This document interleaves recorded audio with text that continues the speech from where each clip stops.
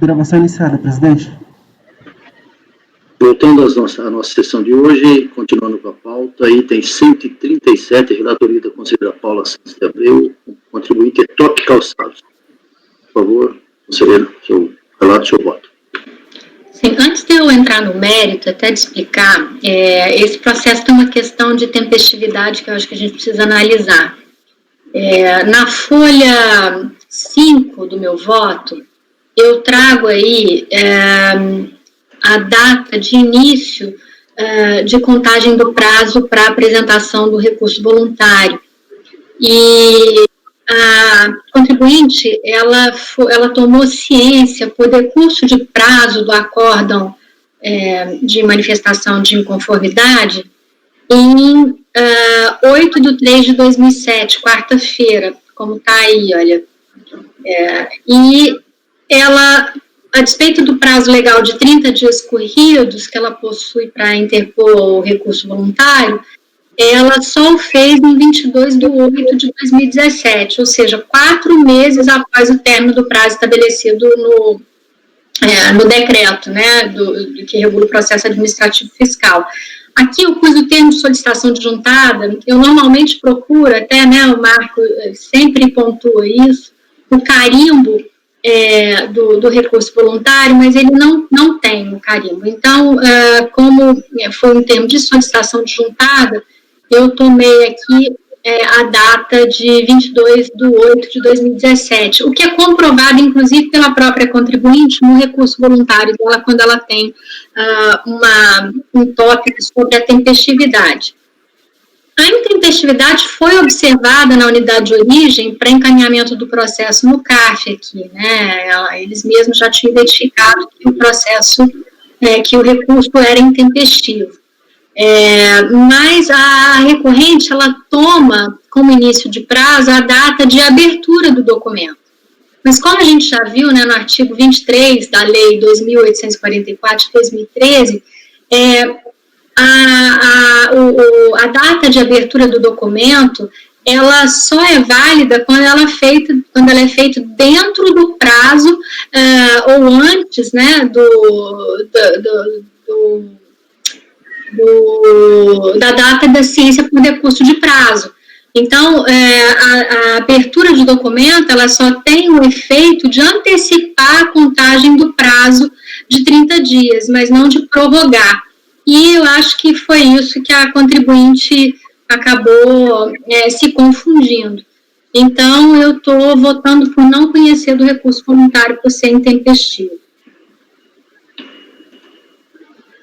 Matéria puramente de observação aí do que como são os autos. A conselheira olhou, peço que os demais conselheiros aí possam olhar também, porque é prejudicial de mérito. Né? Sim. Qual o prazo, quanto tempo estaria? 4 meses. Só isso? Mas 4 meses depois do término do prazo. Você sabe que isso me preocupa mais do que 3 dias ou 2 dias, porque se foram 4 meses, de repente, se contribuinte por qualquer motivo achou que o prazo era... eu acho que ele contou a data da abertura do documento e não a data de disponibilização do documento na caixa postal. Então, por isso, no próprio recurso ele coloca lá, né, que o recurso seria tempestivo porque ele foi notificado em 25/7/2017, enquanto que, na verdade, ele tomou ciência por decurso de prazo em 8 de março de 2017. A data da disponibilização do acórdão na caixa postal foi em 21 de fevereiro de 2017. O que acontece nesses casos aí, presidente, e demais, é o seguinte: o contribuinte se torna uma opção, né? Optante do DTE, e às vezes ele esquece, às vezes ele não faz a representação das comunicações, porque no momento que tu se torna um optante do DTE, tu define lá quais são as atividades, os processos, os atributos e quem é o mandatário respectivo. Então, e às vezes ele se perde nesse controle, então aí acaba esquecendo. Então, nesse caso aqui é um DTE, tá, que a ciência, ele ficou lá na caixa, a legislação é bem clara, que é decurso de prazo de 15 dias, e ele acabou abrindo o arquivo 4 meses depois. Então, é uma situação que, infelizmente, é comum, mas é o domicílio do contribuinte, a eleição dele, e ele tem que zelar por isso. Né? Perfeito. Alguém mais quer falar? Iagro? Complementando o que o Marco falou, é o seguinte, esse prazo de 15 dias da lei, né, eu participei até dessas discussões na época, é justamente para que o contribuinte não se valha dessa estratégia de nunca tomar ciência, né? Então tem esse prazo dessa presunção fixa. Então, lamentavelmente, se ele fez a opção pelo DTE, tem os bônus e as consequências, né?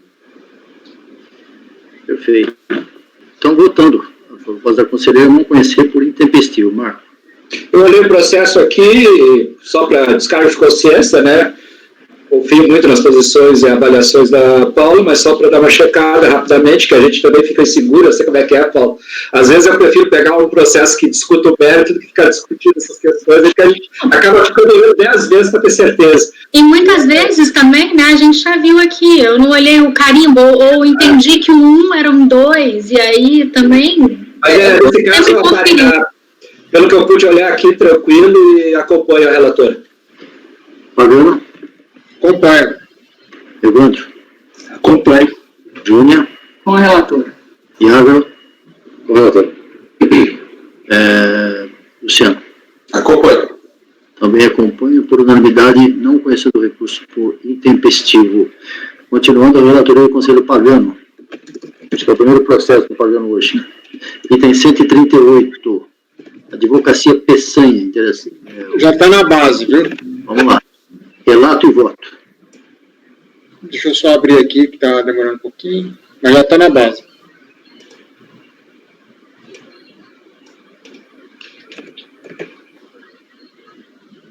Pode ir lá, Pagano. Esse é um processo de indeferimento de adesão ao Simples, né? Ou seja, trata-se de recurso voluntário interposto face ao acordo da RJ, que decidiu manter o indeferimento da opção ao Simples Nacional, devido à constatação de débito sem exigibilidade suspensa. O termo indeferimento da opção do Simples de folhas 3/5, registrado em 3 de 2017, foi fundamentado no artigo 17, inciso 5º, da 123. Então, o indeferimento se deu sob o fundamento que a contribuinte de o contribuinte apresentar diversos débitos não previdenciários com exigibilidade não suspensas, exigíveis no âmbito da Receita Federal, relativos a PIS, COFINS, CSL, RPJ e multa por atraso ou falta de declaração, bem como os débitos inscritos em dívida ativa. Bom, aqui no caso é o pacote completo, né? Ele deve para todos os entes e para todos os tipos de impostos, praticamente. A contribuinte ofereceu manifestação de conformidade, falando que os débitos de questão estavam sendo julgados em 2 outros processos. A DRJ decidiu manter integralmente o indeferimento, por entender que a recorrente não teria regularizado os débitos, tendo prazo legal. Inconformada, a recorrente depois recurso voluntário, alegando que parcelou os débitos em 2006, exigidos junto ao âmbito da Receita Federal e junto a recibo de adesão ao parcelamento.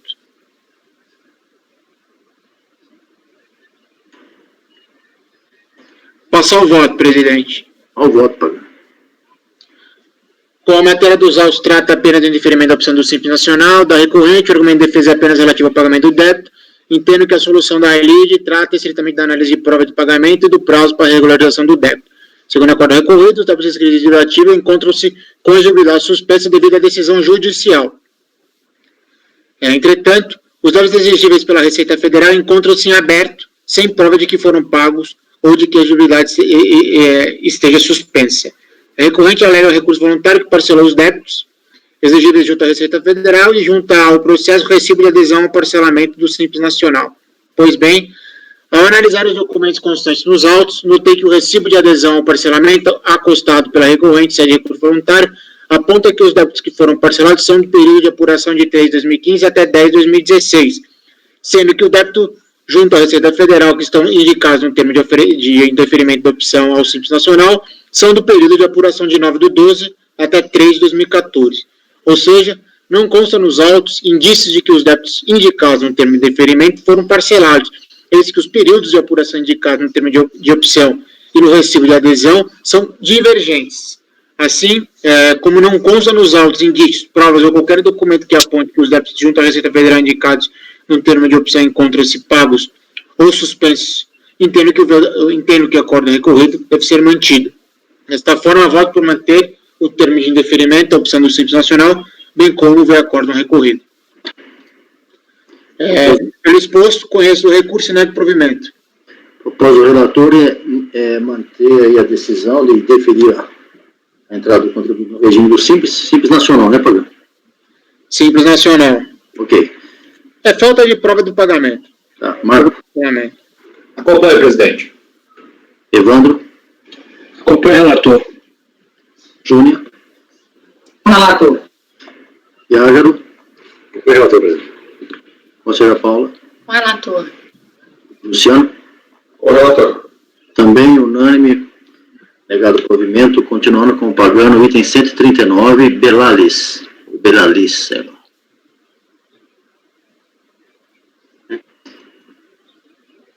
Já está na base.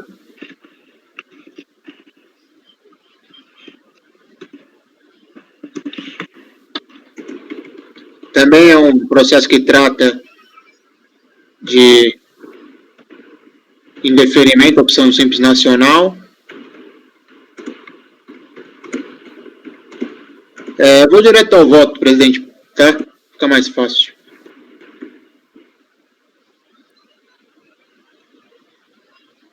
Pode ir, Pagano, tranquilo. Como a matéria dos autos trata apenas do indeferimento ao Simples Nacional e a recorrente argumento de defesa é apenas relativo ao pagamento do débito, entendo que a solução da lei trata estritamente da análise da prova do pagamento do prazo para regularização. A recorrente, junto ao recurso voluntário, comprovantes de pagamento dos débitos que constavam em aberto e indicado no termo de opção ao Simples Nacional. Dessa forma, tendo em vista que consta aos autos provas consistentes de que foi feito o pagamento dos débitos, que o termo de indeferimento da opção do Simples Nacional apontou como abertos e não suspensos, entendo que o acordo deve ser reformado. Vejamos.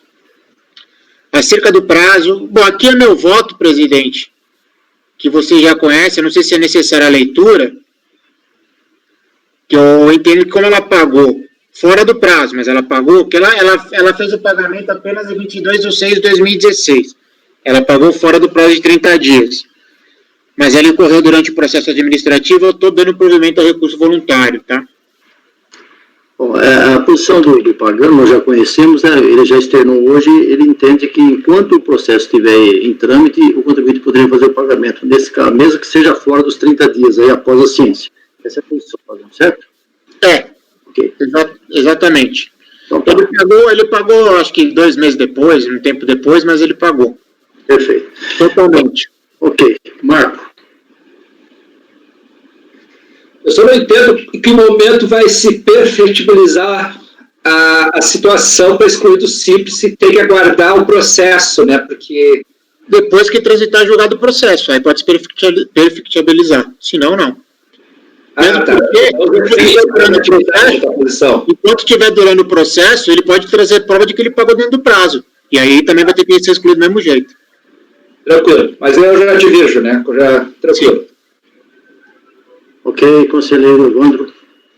Eu acompanho a divergência. Júnior. A divergência.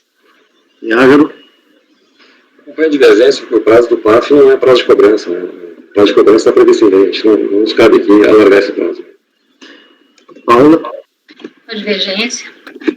Luciano. Pode divergência, presidente. Também divirge, o Júnior faz o voto vencedor. Ok? Presidente, não está aparecendo seu vídeo. É porque eu sou figura abstrata às vezes, é por isso, mas o negócio tá aí. Júnior, é que eu ia dar o voto vencedor para a Júnior, eu sabia que ela ia me fuzilar, então eu me retirei assim momentaneamente. Tá, Júnior, o voto vencedor é seu. Okay? Continuando, Pagano, é seu ainda o próximo processo. Bernadette Orsi. Aqui são os embargos da Fazenda Nacional, mas a relatoria é sua. Vamos lá, Pagano. Agora, presidente? Tá pagando? O Pagano está congelado. Pagano? Não, eu tô aqui, presidente. Tá, então vamos lá. É sua relatoria, né? Já está na base. Ok, então vamos lá. Bom, esse aqui foram embargos opostos razão.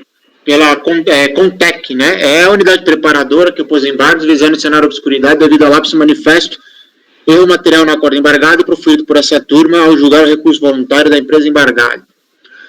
Os embargos de declaração apontam erro material e contradição entre o relatório do acordo embargado, a ementa e a conclusão, quer dizer, a parte dispositiva do voto do relator. Segundo o embargante, o relatório do acordo embargado e no auto de infração, objeto dos autos, consta que foi imputada multa de ofício de 75%, sendo que de forma contrária consta na ementa, na parte dispositiva e no voto vencedor e na decisão do acórdão desta da turma, que decidiu dar parcial provimento a recurso voluntário para reduzir a multa de 150% para 75%. Desta forma, a embargante requer que seja assinado o material do acordo voluntário para que sejam retirada da ementa o tópico da multa qualificada, já que isso nunca foi objeto de discussão, dado que o próprio lançamento, como registro da Loures, não foi lavrado com multa qualificada, e B, prolatação de novo acórdão com o resultado de negar provimento, eis que não deveria ter sido julgada a multa qualificada, já que no auto de infração, já que não é objeto do auto de infração. Passo ao voto. Eu vou resumir de forma bem tranquila, presidente. É o seguinte, aqui esse voto foi de relatoria do Lucas Bevilacqua, há um tempo atrás, e no auto de infração, de fato, não tem a multa qualificada, tá? Só que no relatório de fiscalização, por algum equívoco, o fiscal acaba colocando o tópico de multa qualificada que não tem nada a ver. E aí, no relatório da DRJ, a DRJ acaba também impondo multa qualificada, o que deve ter levado ao Lucas Bevilacqua ao erro, entendendo que na época existia multa qualificada, mas não é. No auto de infração não tem lançamento de multa qualificada, no TVF não há fundamentação jurídica para multa qualificada, então, de fato, não consta nos autos, e não deveria ser objeto desse processo, a multa qualificada. Pois não? Não pode continuar, Pagano. É que travou, vocês estão me escutando? Perfeitamente. Então, vamos lá, os embargos são tempestivos e foi interposto por signatário devidamente legitimado, motivos pelos quais deve ser conhecido. Ao analisar a ementa, pode falar, presidente. Não, nada, Pagano, pode ir. A analisar a ementa, a conclusão, parte dispositiva do voto do acordo embargado e a decisão desta turma registrada em ato de julgamento, entendo que resta configurada a obscuridade o material alegado pelo embargante. Vejamos. Tanto no auto de infração de folhas 901 como no relatório, consta a indicação de que foi imputada a multa de 75%. Vejamos no trecho do relatório. Aqui está a cópia do trecho do relatório. Na ementa e na conclusão do voto condutor do relator, consta a indicação de que esta turma decidiu por reduzir a multa qualificada de 150 para 75. Vejamos. Aqui está a parte que consta do acordo no recurso voluntário, que foi posta a multa qualificada. Na conclusão do voto condutor, consta a indicação de que o relator decidiu dar parcial provimento ao recurso voluntário para reduzir a multa de 150 para 75. Aqui está a parte dispositiva do voto do Lucas. Na decisão do acórdão registrada em ata, consta que esta colenda turma decidiu dar parcial provimento ao recurso voluntário. Vejamos, essa aqui é a nossa decisão que foi registrada na ata. Sendo assim, de acordo com os trechos extraídos do acordo embargado, acima colacionados, resta devidamente demonstrada a obscuridade e o erro material alegados pelo embargante, eis que a qualificação da multa de 150% nunca foi objeto de discussão no auto de infração e no processo administrativo tributário em epígrafe. Ou seja, no auto de infração foi imputada a multa de ofício de 75% e não multa qualificada de 50%. Devendo assim ser alterada a ementa, a parte positiva do voto vencedor e a decisão da turma registrada em ata. Desta forma, acolhe os embargos de declaração para sanar a obscuridade e o erro material para corrigir 1. A ementa, 2. A parte dispositiva, o final do voto vencedor e 3. Alterar a decisão da turma registrada em ata do acordo embargado nos seguintes termos. Aí da ementa, eu vou excluir a parte da multa qualificada. 2. A parte dispositiva, eu vou alterar, né, de dar parcial provimento para negar provimento, ela vai ficar desse jeito. Ou seja, assim, ela vai ficar desse jeito. Assim, não assiste razão recorrente ao voto para manter incólume ao ADE, e o lançamento realizado por arbitramento com multa de ofício ao percentual de 75%. Antes posto, com este, nego o provimento do recurso voluntário. E em relação à decisão desta colenda turma, registrada em ata, que foi no sentido de dar parcial provimento, entendo que deve ser alterada nos seguintes termos. Acordo os membros do colegiado, por unanimidade de votos, negar provimento ao recurso voluntário nos termos do voto e do relatório. Perfeito, presidente?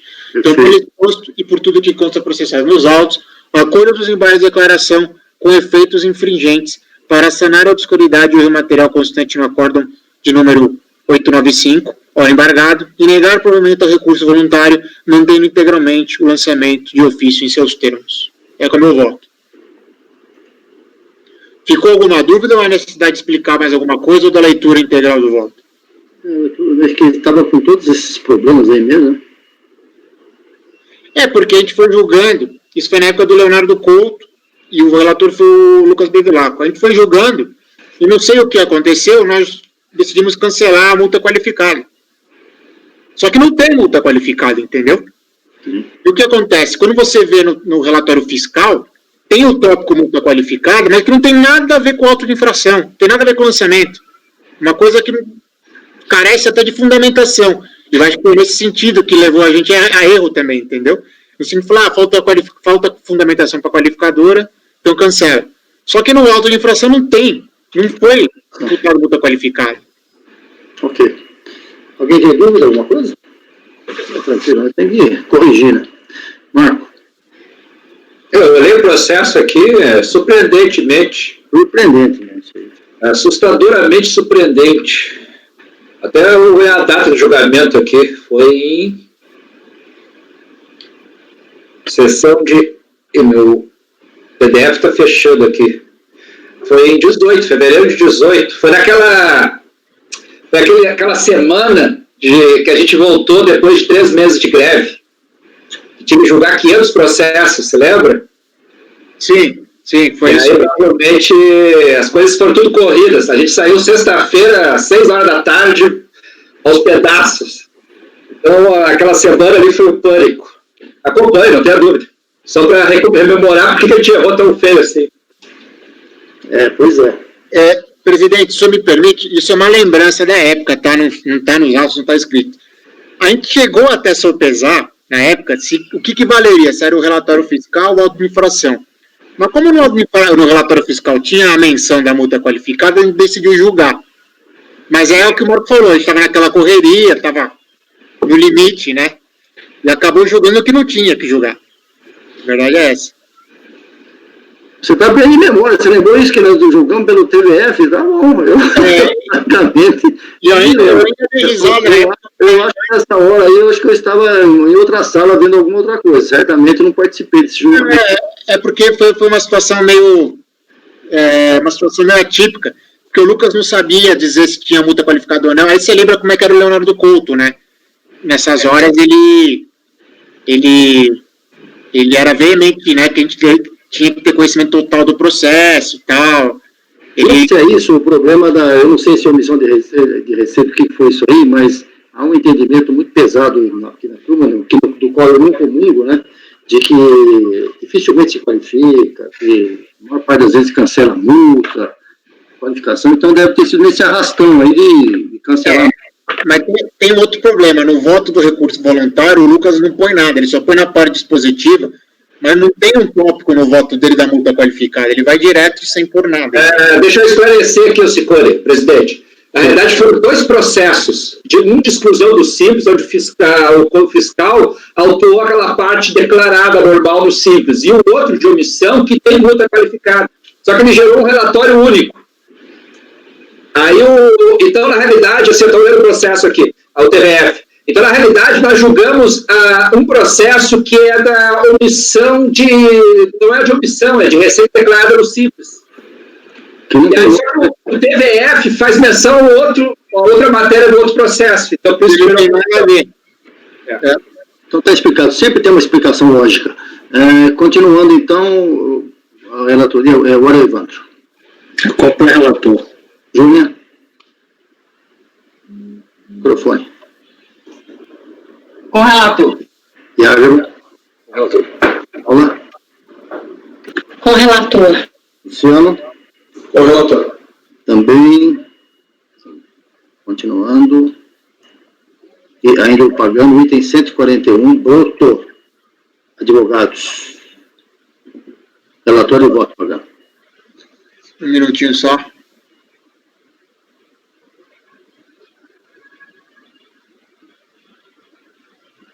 Esse aqui, vamos ver.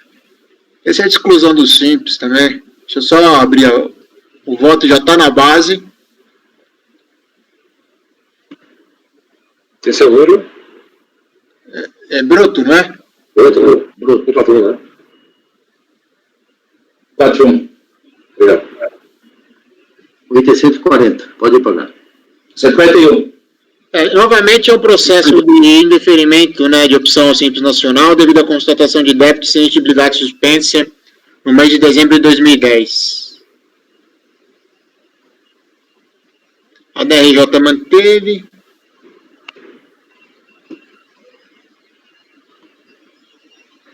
Eu vou direto ao voto, tá, presidente? Tranquilo, é o voto mesmo. Vamos lá.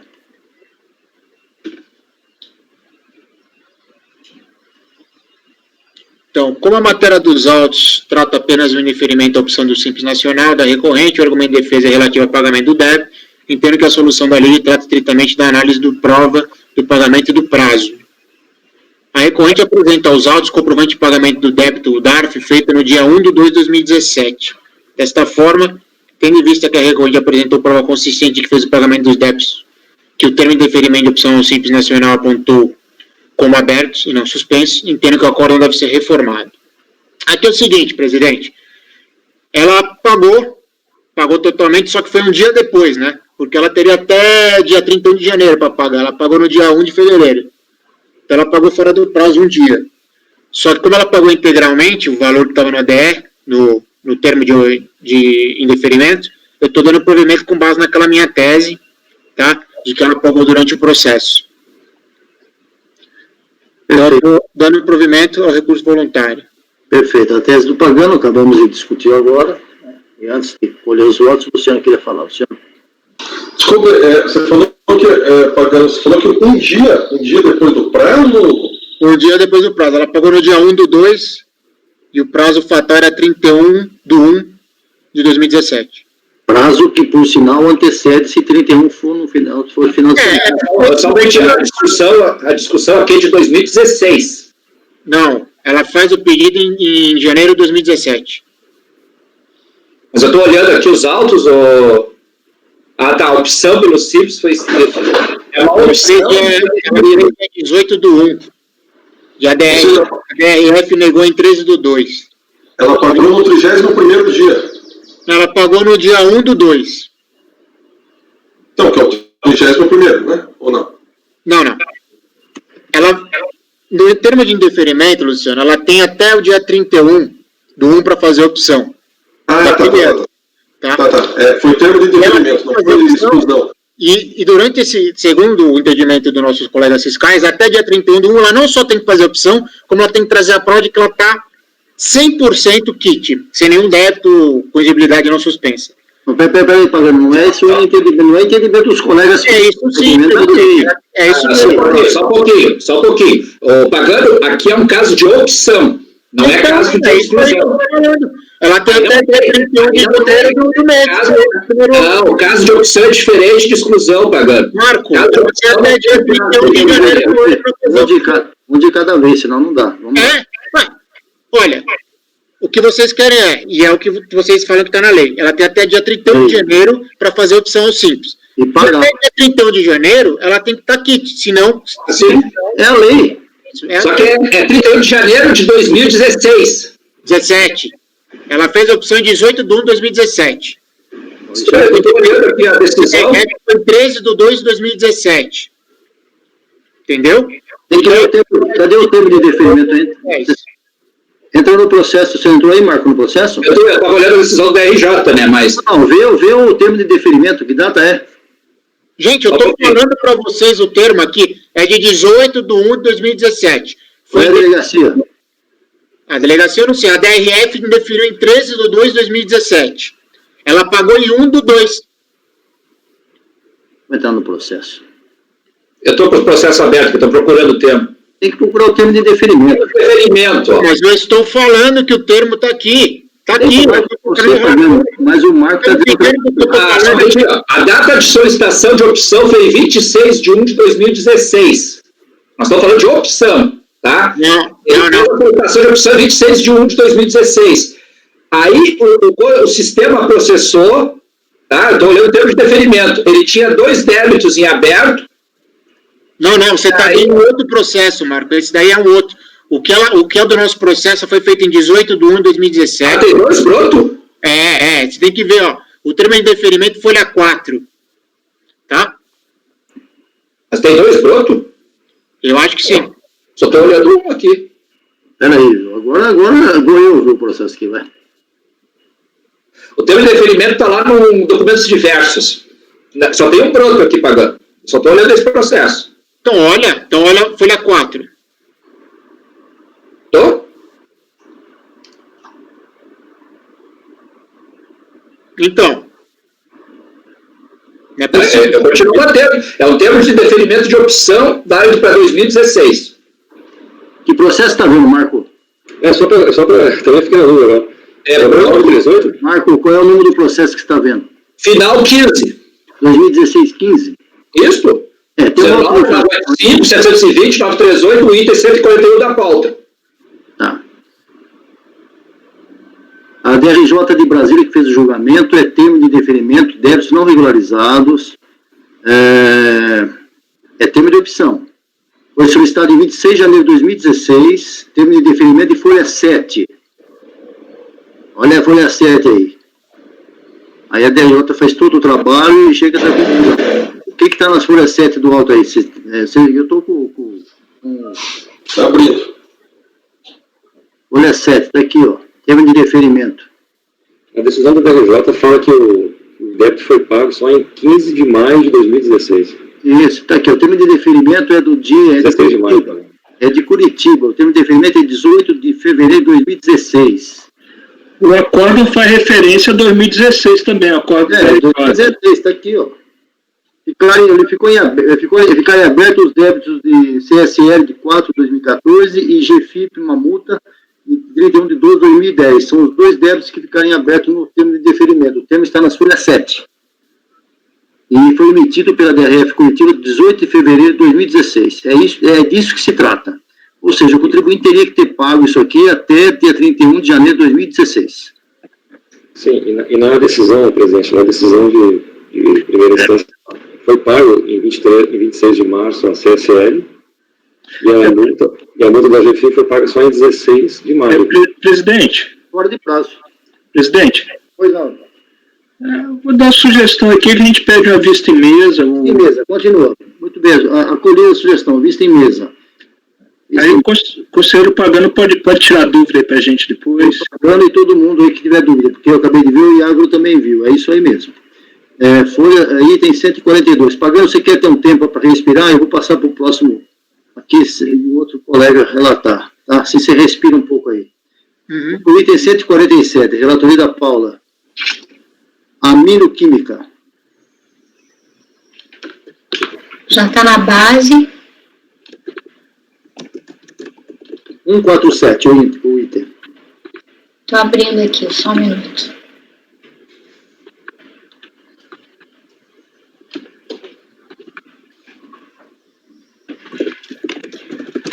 Bom, esse é um caso de falta, deixa eu ver se é falta de recolhimento de imposto de renda retido na fonte.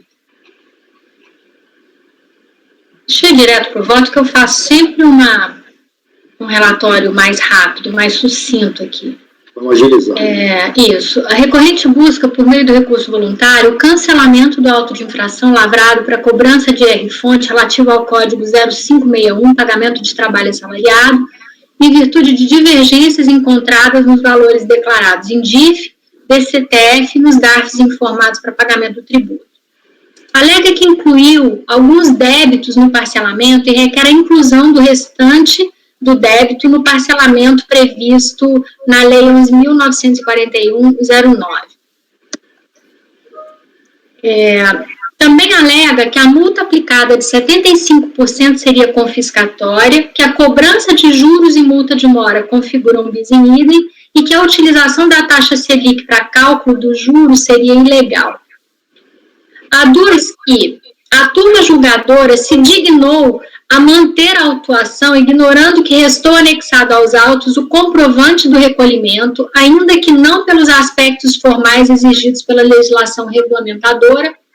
E aí, um comentário meu, sem contudo esclarecer o que isso significaria, vez que não há nos autos qualquer comprovante de recolhimento dos valores lançados, como alega recorrente.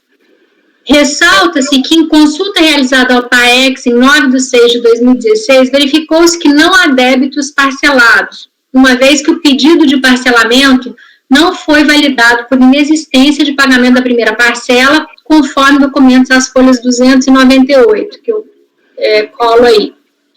Adicionalmente, como bem observado pela decisão recorrida, a recorrente não contestou a falta de recolhimento de imposto de renda retido na fonte, tampouco impugnou os valores lançados.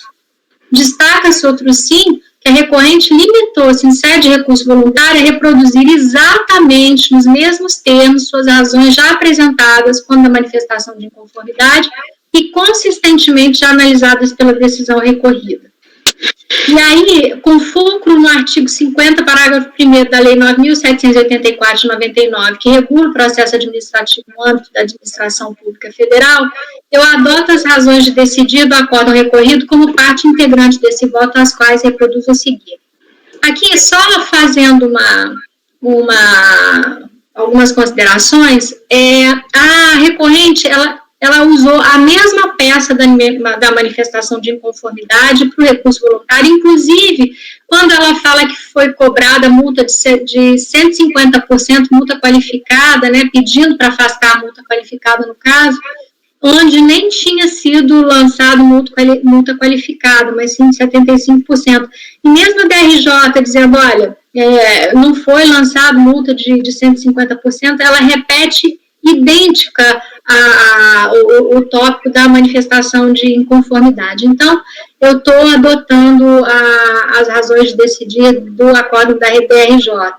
Vocês querem que eu leia o acórdão da DRJ ou eu vou só dizer, bom, do imposto de renda retido na fonte lançado foi presumido porque ela não traz nenhuma informação e como como há divergências nas declarações e os DARFs de recolhimento, tem até uma planilha no relatório, demonstra que esses valores são diferentes, então a DRJ não acolheu os argumentos da recorrente.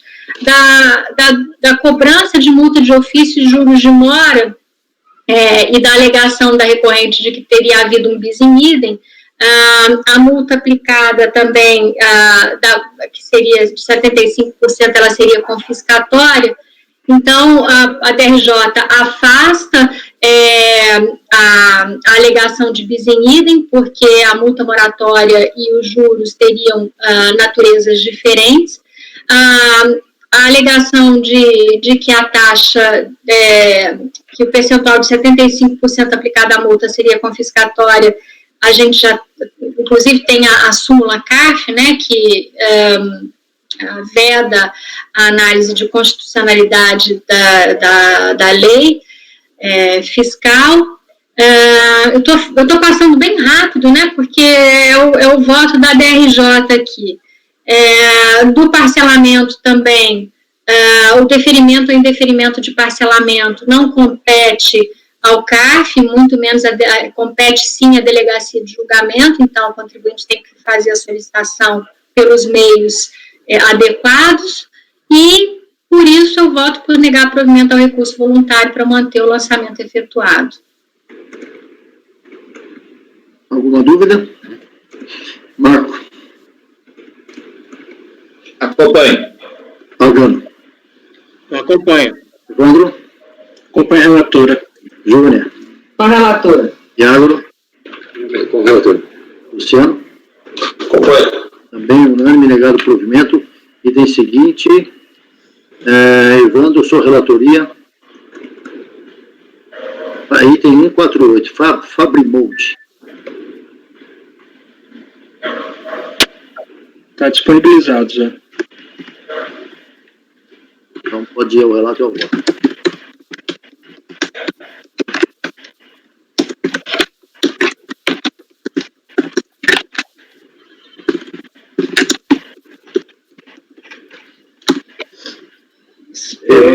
Trata-se de auto-infração, que é a ausência de recolhimento de imposto retido na fonte durante os anos calendários 2003, 2004 e 2005.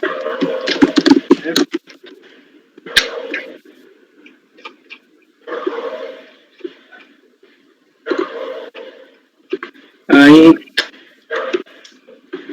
o lançamento foi julgado procedente em parte, né? Ele conseguiu identificar a parte de recolhimento.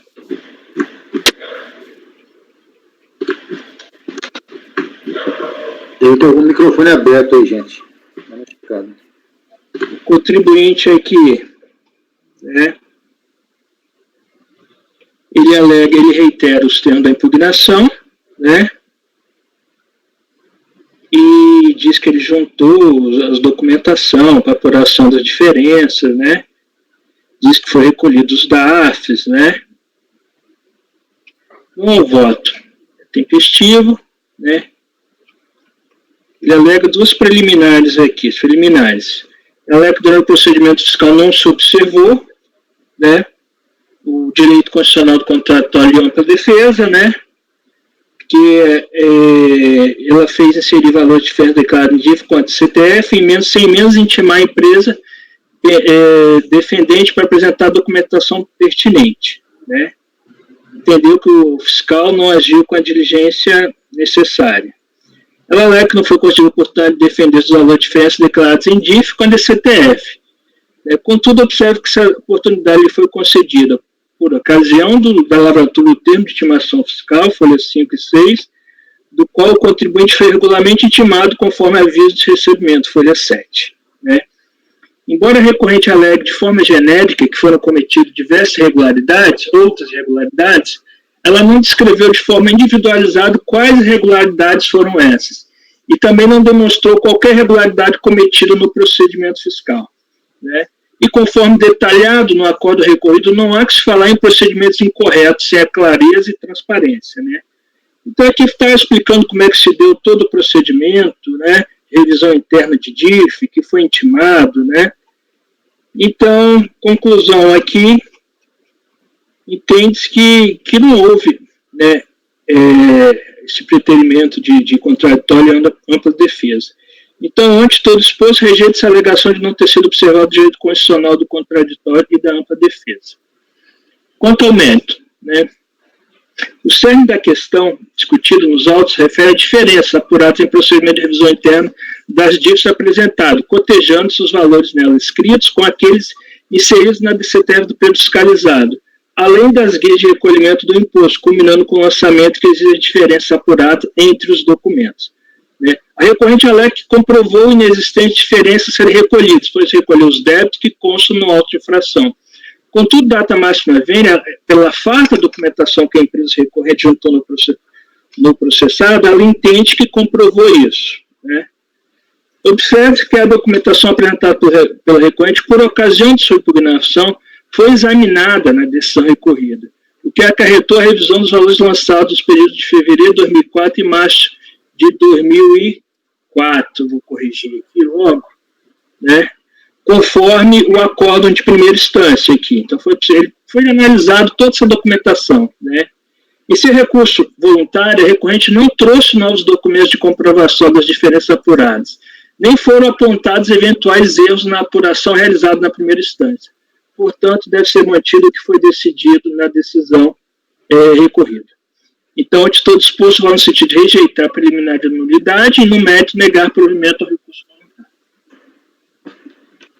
Alguém quer falar depois? Alguém quer falar? Ninguém? Proposta do relator é negar provimento. Marco Rogério. Acompanho. Conselheiro Fabiano. Eu acompanho. Conselheiro Júnior. Com relator. E Álvaro. Com relator, presidente. Paula. Com relator. Luciano. Acompanho. Também acompanho. Item 148, item 149, relatoria do Conselheiro Marco Rogério. A PREV, Sociedade de Previdência Privada. Item 149, Marco. Uhum. Deixa eu relembrar aqui, presidente, só um pouquinho.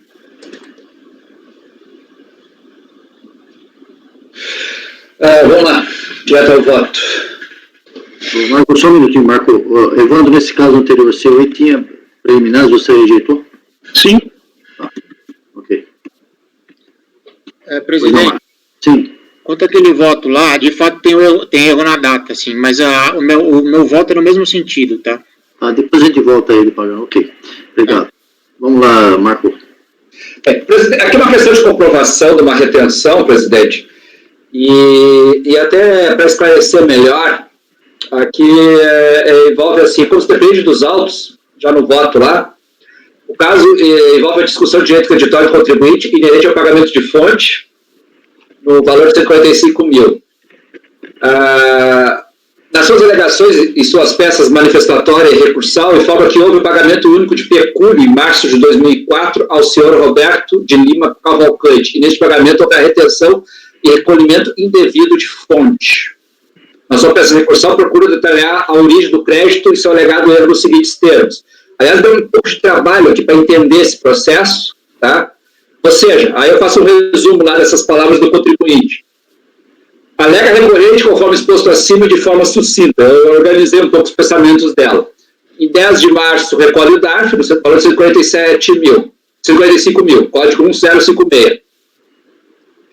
Aí, identificou após o recolhimento, essa é uma previdência privada ou pública, a prévia, acho que é de Curitiba, até se não me engano.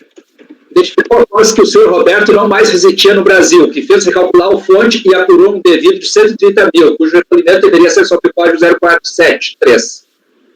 Como possuía o crédito de pagamento de 143 mil, do DARF anterior, resolveu compensá-lo para extinguir o débito de 130, ou seja, como ele identificou que a retenção devia ser menor, então ele quis aproveitar o próprio DARF. Feito correções e ajustes de multa a cobrar, formalizou o PERDECOMP tal, e olha em discussão, pagando via DARF uma diferença que ficou após o ajuste de 12 mil. Apresentou o CTF e mesmo a primeira retificação com as informações do erro alegado do pagamento do seu devido. Só retificou corretamente após a ciência do despacho decisório.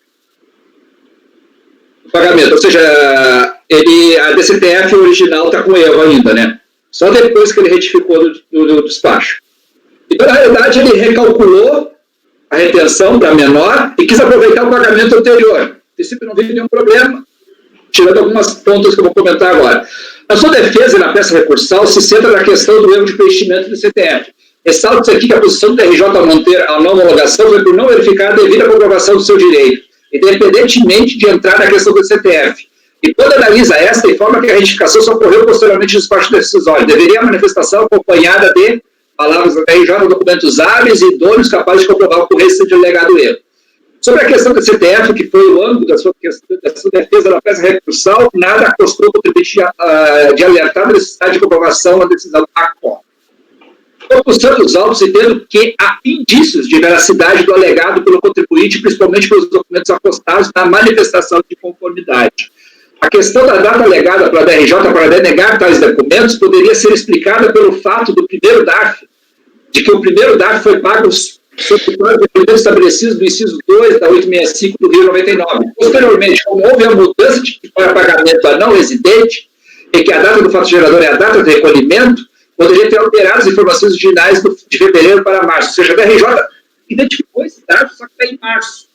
E o contribuinte informou no PERDECOMP que era de fevereiro. Aí a DRJ também negou por isso. Outra questão que clama atenção é o fato de que a recorrente se a recorrente pode pleitear o direito creditório.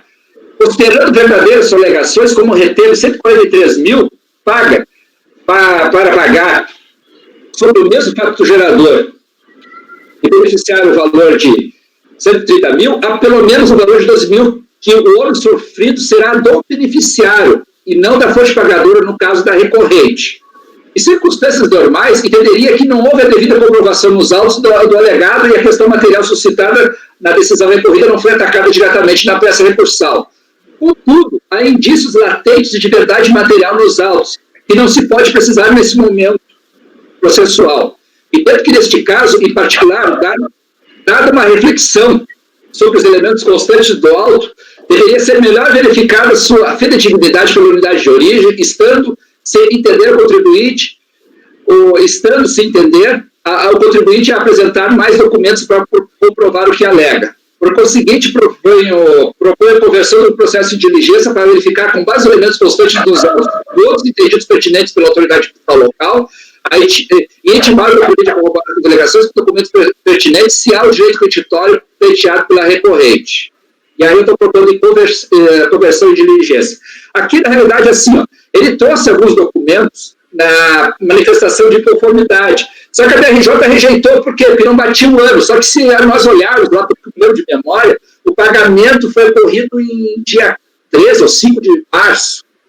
E aí se fosse com código, se a retenção fosse com código sobre a residente no Brasil, o período de apuração seria diferente para residente no exterior, que era no próprio pagamento. Então, isso poderia ter dado essa divergência aí de fevereiro para março. E aí a DRJ entendeu, olha, eu identifiquei esse pagamento desse dado, só que ele está em março, só que é em 5 de março. E o contribuinte alega que seria referente a fevereiro. Então, a DRJ, ela meio que, para não negar, eu acho que ela não trabalhou, podia ter trabalhado um pouco mais. E aí também, eu peço para a unidade confirmar essa questão toda aí do contribuinte, e também ver se ele tem o direito de repetição desse débito, já que isso aqui é uma fonte, né? Então, eu quero que ele confira essa situação da retenção, já que é um pagamento a não residente, se ele tem condições de aproveitar essa fonte aí. Então, eu estou propondo diligência. Proposta de marca, conversão em diligência. Alguém discorda? Vamos aos votos. Pagando. Eu acompanho. Evandro. Acompanho. Júlia. Acompanho. E Ávero. Eu acompanho, eu tentei abrir o processo que não consegui, queria ver essas questões. Às vezes a retenção, ele faz o cálculo, mas ele não retém, ele faz o pagamento sem ter retido ainda. Por isso que eu queria verificar se ele tinha o processo de documento. Então você está de acordo com a diligência? É. Ok. Paula? Acompanho. Também acompanho, unânime, convertido em diligência. Eu, presidente. Sim. Ô, Luciano, desculpa. Eu acompanho também. É que já é o cansaço da tarde, mas tudo bem. Desculpa. Tá bom. Continuando, item 150. Item 150. Luciano, é seu. Aproveitar, Luciano, a relatoria é sua. Cooperativa de Trabalho de Gestão. É isso daí. Perfeito, já está na base. Breve relato e voto. Tá. Só um minutinho aqui. Deixa eu abrir ele. 150. Todex. Tá, vamos lá. Número 150, Cooperativa de Trabalho. É um processo que tem por objeto a não homologação de compensação, trata do imposto de renda retido da fonte, aquela situação que nós vimos hoje também, né? É um preenchimento, alegação de preenchimento equivocado de código pelos tomadores de serviço e no caso, os retentores, né? Aí, a recorrente apresentou manifestação de inconformidade, alegando que haveria homologação tácita, de acordo com o artigo 74, parágrafo 4º e 5º da lei que trata da compensação. Recolhimento pelo código teria sido equivocado pelos retentores, pelos substitutos tributários. A substituição tributária, no caso, a fonte pagadora seria o responsável, não me caberia, portanto, fazer a análise nem apresentar a documentação. Somente as receitas obtidas com operações com associados estariam sujeitas à tributação. A DRJ julgou pela improcedência, alegando que não havia ocorrido a homologação tácita, pois o prazo não transcorreu. Alegou também, ou seja, constataram, da DRJ, da decisão da DRJ, que não conseguiu comprovar o equívoco nem a natureza do serviço prestado, a responsabilidade tributária não se constituía fato relevante para o caso e não caberia análise de constitucionalidade. Aí foi apresentado recurso voluntário pela recorrente, alegando que houve confusão na indicação dos códigos, houve reconhecimento apenas da metade dos códigos e a recorrente não pode arcar com os erros do responsável e ratifica os argumentos da manifestação de inconformidade. Aí, em relação à tempestividade, o recurso é tempestivo, de acordo com o parágrafo 9º lá, do voto, e atende os demais requisitos de admissibilidade. Aí passo a apreciá-lo já no parágrafo 11. O presente processo tem como objeto discussão sobre a não homologação de parte de créditos decorrentes de imposto de renda retido na fonte de tomadores de serviço da recorrente, no caso cooperativo. A não homologação teria como fundamento o fato dos valores não compensados terem sido recolhidos pelo Código 1708, quando deveriam ter sido recolhidos pelo Código 3280. Só para fazer constar, são vários recolhimentos, tá? de pessoas diferentes, de diversas pessoas. Caso em que seriam homologados. Isto fica demonstrado com a afirmação da autoridade fiscal do despacho decisório nas folhas 146 e 147, como acionado abaixo. Apesar da recorrente ter trazido aos autos documentação que, em seu entendimento, comprovaria que a retenção na fonte feita por seus tomadores foi feita pelo código errado, 1708, quando deveriam estes ter lançado o código 3280, a DRJ entendeu que a documentação não comprovaria tal equívoco. Como visto, a recorrente alega que apresentou a documentação necessária à compreensão dos fatos e à comprovação de que todos os valores teriam a mesma natureza, o que teria como efeito a compensação integral. Alega ainda que não tem ingerência sobre os atos dos seus tomadores, que fizeram a retenção e o recolhimento no código equivocado, e que a substituição tributária transfere a responsabilidade, sendo que o fisco poderia diligenciar junto aos substitutos tributários para que estes apontassem o tipo de retenção efetuada, se do Código 1708 ou 3280. Não se vislumbra razão recorrente em nenhum dos dois argumentos.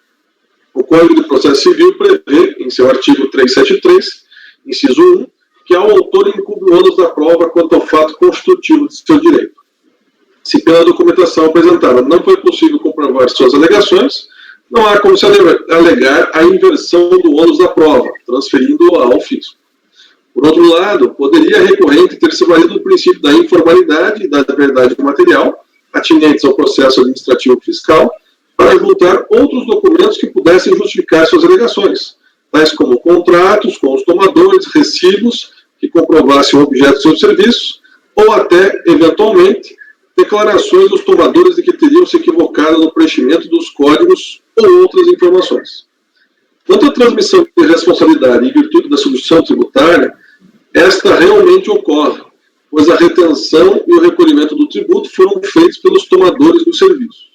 Entretanto, o que está se discutindo aqui não é se eles cumpriram ou não tal obrigação, mas sim a alegação de que eles teriam recolhido o imposto de renda retido na fonte com o código errado. Para isto, deve a recorrente comprovar, uma vez que é ela quem está alegando. Neste sentido, não se vislumbra a necessidade de conversão desse julgamento em diligência, pois não há dúvida quanto às provas. Sobre a ratificação de alguns argumentos da manifestação de inconformidade, que tratam respectivamente sobre a ausência de lucros nos atos cooperativos, conceito de faturamento e do conceito de lucro, não há nelas qualquer alteração na redação, não trazendo, portanto, qualquer argumento que possa sugerir ou fundamentar a reforma da decisão da DRJ. Ressalta-se ainda que eles não sanam o problema da comprovação. Por esse motivo, não devem ser eles acolhidos. Sobre a análise dos princípios constitucionais e sua aplicação sobre a legislação, cumpre afirmar que, com base no artigo 26A do Decreto 7.235 e na súmula 2 do CARF, não cabe a este órgão julgador a análise de constitucionalidade. Diante do exposto, voto no sentido de conhecer o recurso voluntário para, no mérito, negar de provimento, de forma a manter a decisão da DRJ pelos fundamentos acima expostos. É aquele caso que nós vimos, eu acho que no processo da Paula, né, mas naquele da processo da Paula foi foi procedente, e no processo que o Marco apresentou. Né? O pessoal, eles não apresentam documento nenhum e simplesmente falam, olha, o fisco tem que comprovar, etc. E assim, não tem argumento nesse caso aí. Não é apenas um prestador de serviço, né? São vários tomadores de serviço, melhor dizendo, diversos contratos, inclusive até a natureza jurídica da cooperativa, ou melhor, o objeto de trabalho da cooperativa, é bem amplo, ou seja, uma cooperativa de trabalho em gestão integrada de negócios e serviços, o que dificulta bastante. Nesse sentido, volto por não conhecer, por negar provimento. Luciano, o que me preocupa um pouco nesses processos é o seguinte, né? Se o contribuinte sofreu a retenção de fonte, né? Ele sofreu, teve ônus disso, né? E ele não conseguiu comprovar isso, ele não conseguiu comprovar essa coisa básica, ele sofreu essa retenção, tudo. Não, na verdade não é que não sofreu a retenção. Ele não conseguiu comprovar que foi feito recolhimento pelo código errado. Mas aí que eu entro, porque aquele código 1708, ele não é um código aplicado às cooperativas, né? Quando é outro serviço, quando o serviço se refere a outros serviços não prestados pelo associado, ele tem que recolher pelo código 6190, 6188, mas não pelo 1708, porque o contribuinte alega que a fonte pagadora erra ao informar o código. E se o imposto foi recolhido, eu estou aplicando aquela decisão da turma 1401, né? Primeiro, de que a gente reconhece que houve de fato um erro, porque esse nem era o código a ser aplicado às cooperativas, o 1708, a gente viu lá pelo próprio Maná, né? Pelo próprio manual de imposto de renda da Receita, que o código 1708 não se aplica às cooperativas. E pela instrução normativa também, é de 2004, parece que é 248, mas ela foi revogada pela outra também, que dispõe da mesma forma. Ela informa outros códigos, então, eu já até antecipando o meu voto nesse caso, eu entendo que esse caso é muito parecido com o que a gente votou anteriormente, portanto, minha sugestão é retornar para a origem, considerando que esse R-fonte pode ser aproveitado para analisar o montante do crédito. Mas aí você vai transferir para a autoridade tributária um ônus que era do contribuinte. Aí já é um pouco além, eu acho, né? Mas não é nada, né? Eu não acho que seja isso não, doutor Paulo, porque como o IR foi recolhido, a própria DRJ, ela reconhece que o IR foi recolhido, mas sob outra rubrica, né, sob outro código informado, a fonte pagadora pode errar, e aí, se recolhido o IR-fonte, se for por cooperativa, por quem deferir a compensação? Essa foi exatamente a linha do voto anterior, né, do caso anterior. Você tinha mais uma comprovação maior do que o que o Luciano disse agora. Mas vamos lá, quem mais queria falar? Alguém levantou a mão aí? Eu, presidente. Não vai, Luciano, você mesmo. Na verdade, Paulo, assim, eu entendo o que você quer dizer e fico com a mesma dúvida. Só que tem um porém. Como é que eu sei que a fonte pagadora não recolheu no código errado e que deveria recolher no 6108, qual você citou? Entendeu? Por que teria ido para o 3080, o 3280 e não para o 61? Ou seja, isso, ao meu ver, seria uma função da própria recorrente em esclarecer. Ela não pode jogar isso para o fisco e falar, não, está recolhido, eles recolheram errado, vocês têm que fazer diligência para verificar. Então, a questão aqui não é, eu não estou discutindo se eles têm direito ou não, ou seja, é o direito de prova. E aí, quando o advogado, né, ou a própria recorrente alegam isso, elas o colocam numa situação assim, poxa, e agora? Fico na dúvida, mas vou mandar para lá, daí ele vai ter que notificar todas as fontes pagadoras. Não é essa a base, né, da decisão que a gente proferiu. Mas para essa a alegação é essa, ele alega que todas as fontes pagadoras erraram. Mas nesse caso, Luciano, e qual foi o fundamento? Né? É que se é uma cooperativa, e aí eu acho que valeria a pena até ler o acórdão da turma 1401, que ele diz o seguinte, olha, o próprio legislador quis oferecer às cooperativas a possibilidade de compensar esse tributo tributo. Então, independente do código, se é 328008 ou 1708, o código é uma formalidade, isso não estava previsto na lei, né? A cooperativa deveria ter a possibilidade de... Bom, esse foi o fundamento do nosso voto lá. Tá?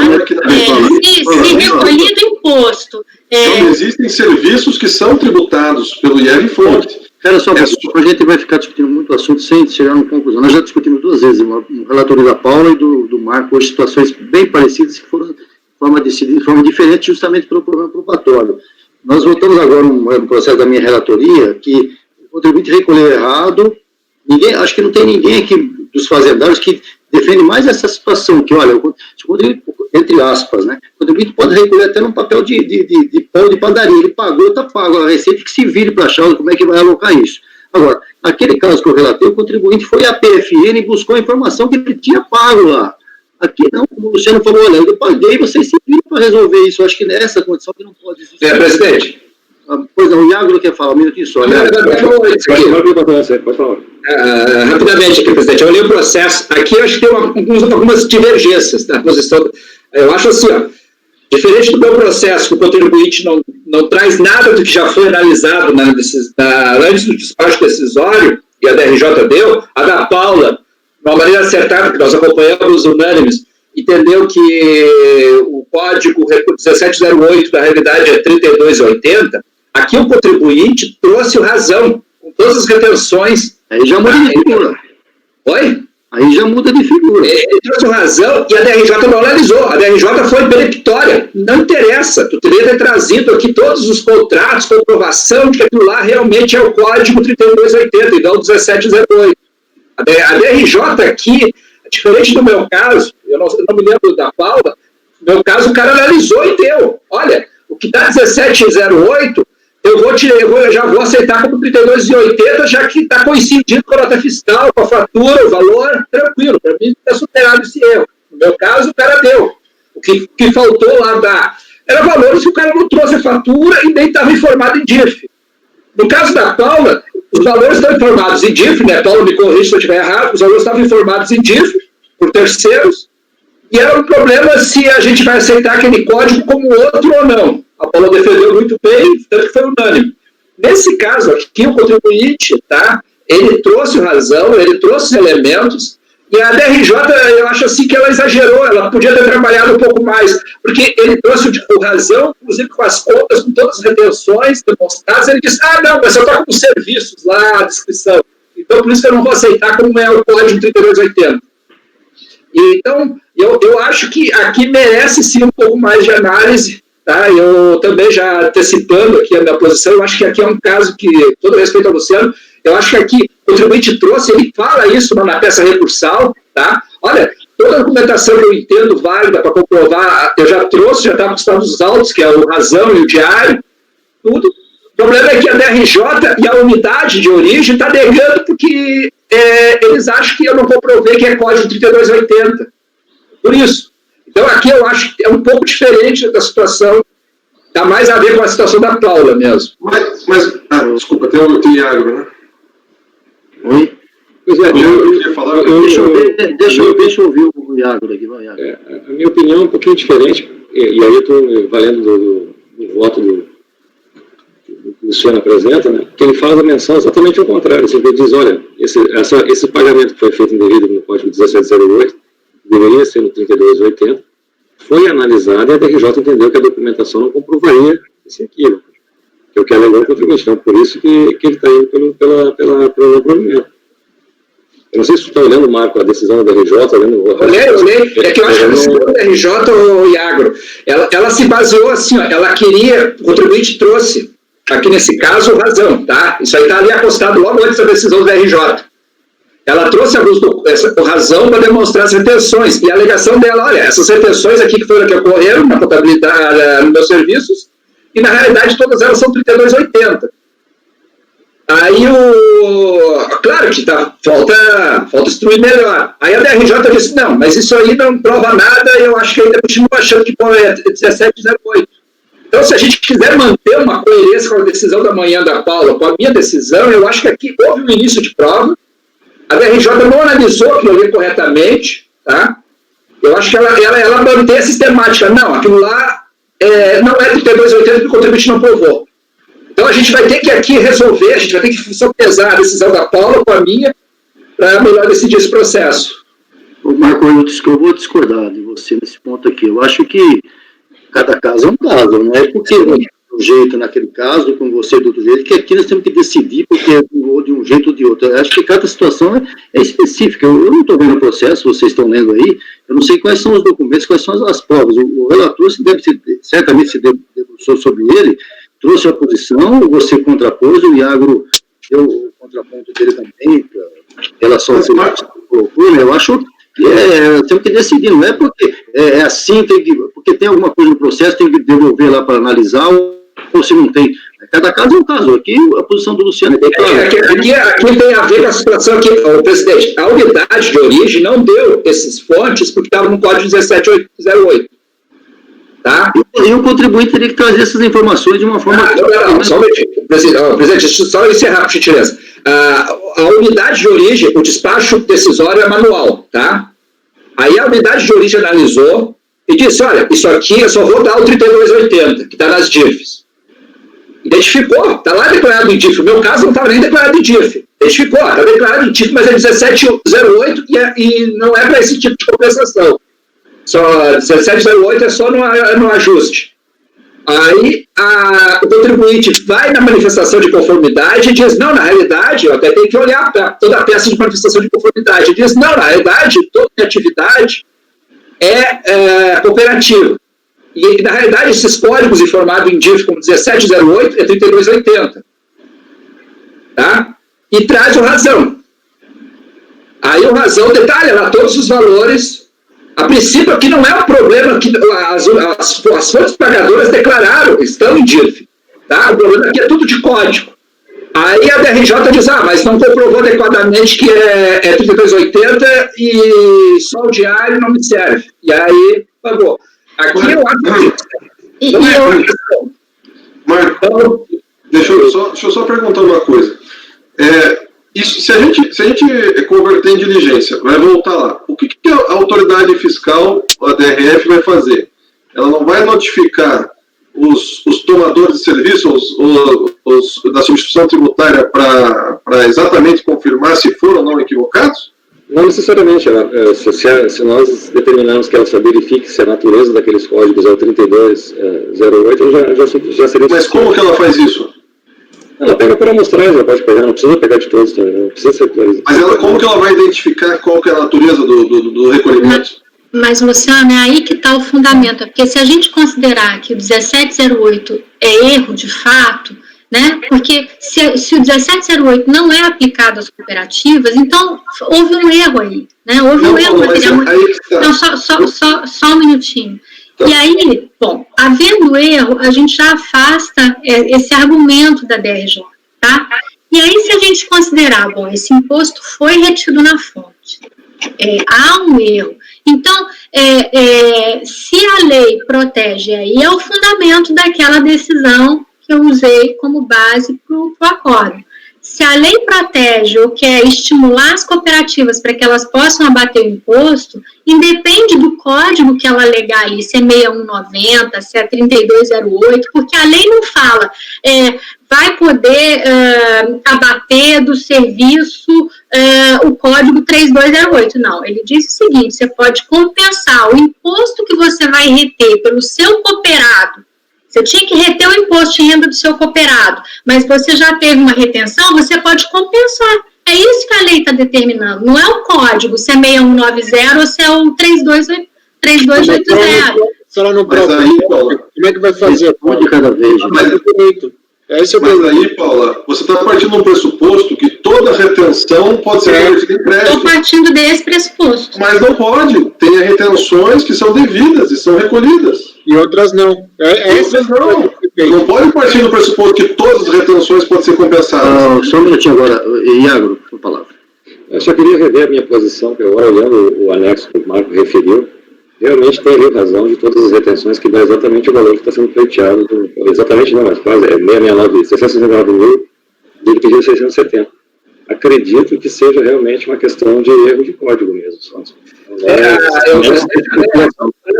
Desculpe, Iago, te interromper.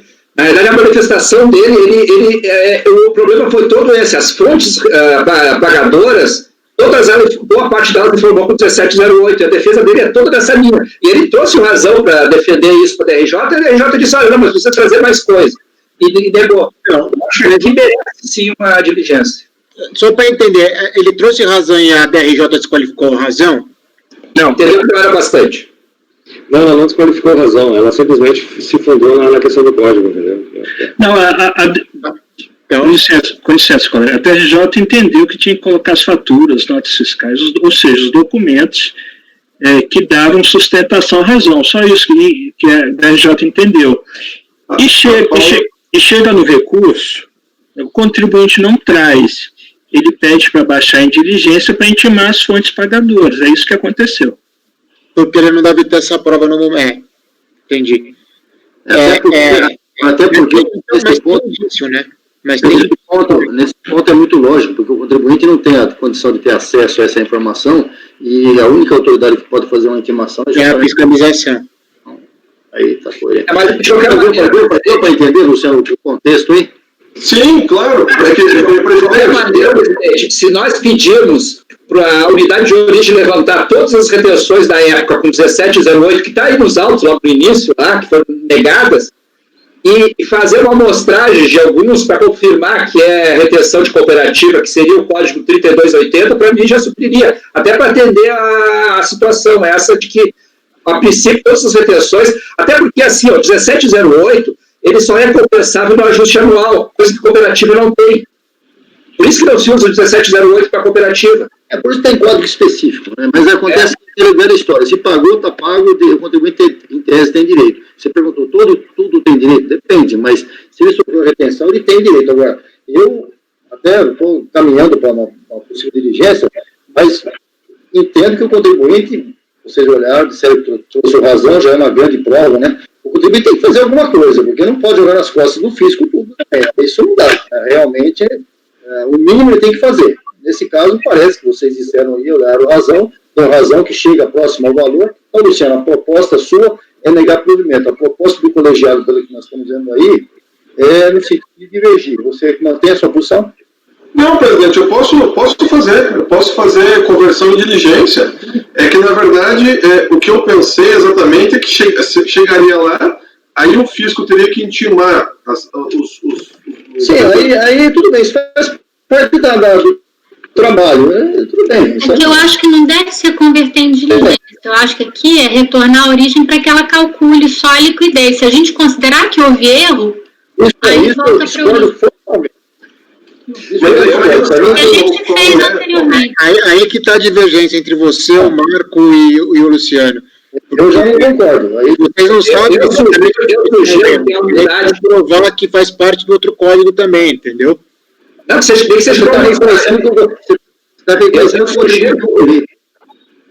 porque se eu declarar que houve um erro, aí a gente está reconhecendo realmente o crédito totalmente. Aí já não concordo. Entendeu? Aí teria que ser comprovado o código, entendeu? Mas nós não temos elementos para concluir dessa forma. Não temos, isso aí. É que nem a DRJ. Agora, diligência, eu acho que tá. O contribuinte trouxe o que é possível. Procedência direto, eu não vejo como.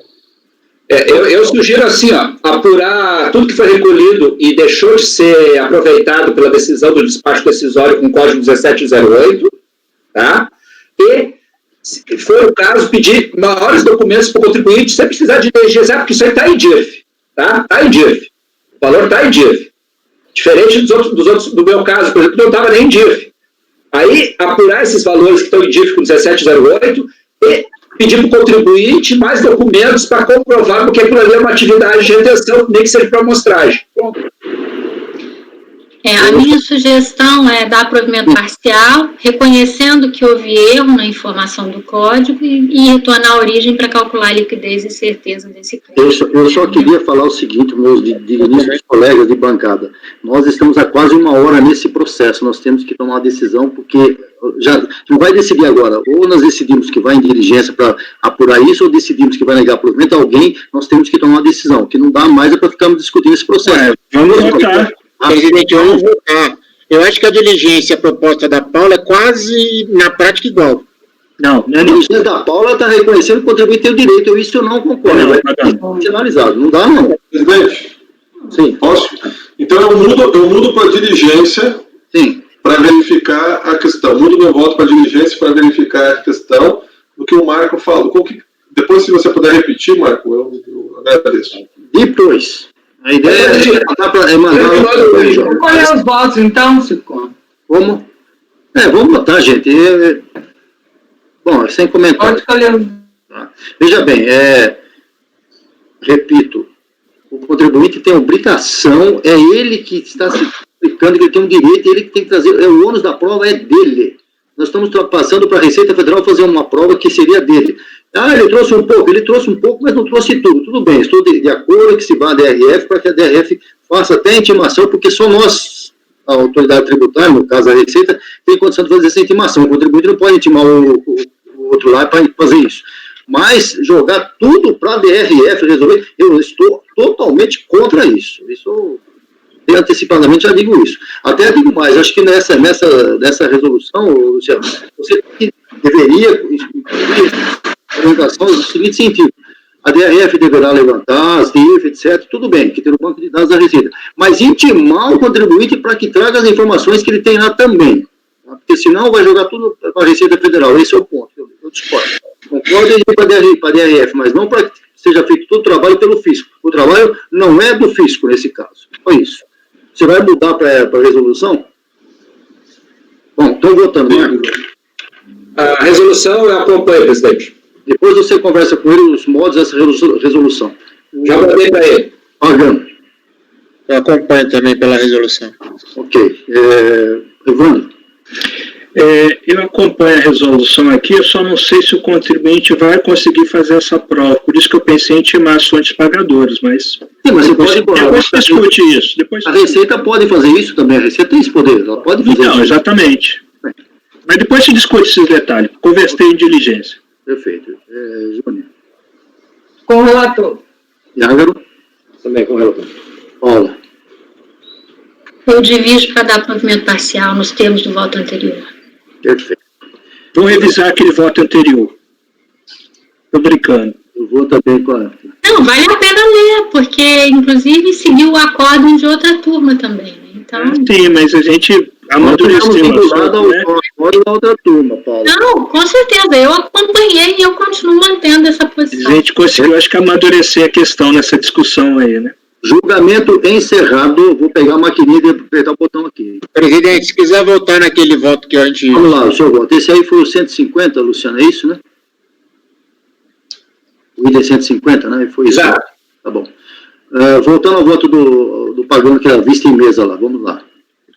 Tchau, presidente. Aconteceu um erro, de novo na hora de salvar no sistema, que eu não sei por que isso acontece aqui comigo, mas o que aconteceu? Quando eu joguei todos os votos na pasta, salvou o nome errado. Então, quando vocês leem o processo voto Camilo e Armstrong, na verdade é o voto do Broto que a gente estava julgando. Então, houve a troca desses dois processos. Então, se vocês puderem abrir o voto que está com o nome voto Camilo, na verdade é o voto do Broto e Advogados Associados, que foi o que foi pedido vista. Pera um pouquinho. Você já corrigiu? Não, pera um pouquinho, gente. Peraí. Nós tivemos um problema no mês passado com isso, né? Tive até uns embargos, tivemos que mexer nisso. E agora você está dizendo que o processo de um é do outro. É isso. Agora, ok, você já viu, estamos corrigindo. E o outro, como é que ficou? O Camilo... Então, na verdade, na minha pasta tá certo, mas quando eu joguei para a pasta T, inverteu, não sei porquê. Então, o que está escrito Camilo, na verdade, quem estava jogando chama Broto. E o que está escrito Broto, na verdade, é o Camilo. Bom, então, esse aí que nós estamos jogando agora, que é o objeto do vista em mesa aí, aqui na pauta está escrito no item 141, Broto. E o que nós lemos é o Camilo. Agora você botou o correto, então, agora. Isso, tá correto, só que inverteu na hora de... Tá, agora você vai ler o voto do Broto, é isso? O Leonardo congelou, hein? Pagano?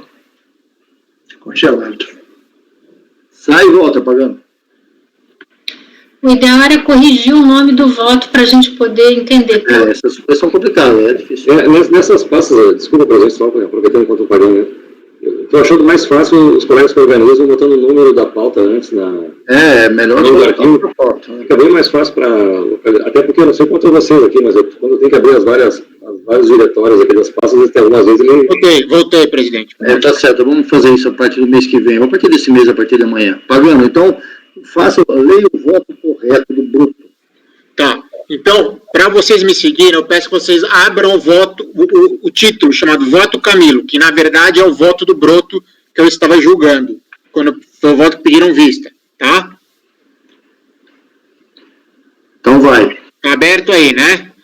Tá. Eu já tinha terminado, tá? É a mesma coisa que o outro processo, só que a diferença é como o Iagro havia dito e o Marco tinha visto na decisão. O pagamento deste processo foi feito apenas no dia 16/5/2016. Nós estamos tratando aqui do ano de 2016. E o pedido foi feito...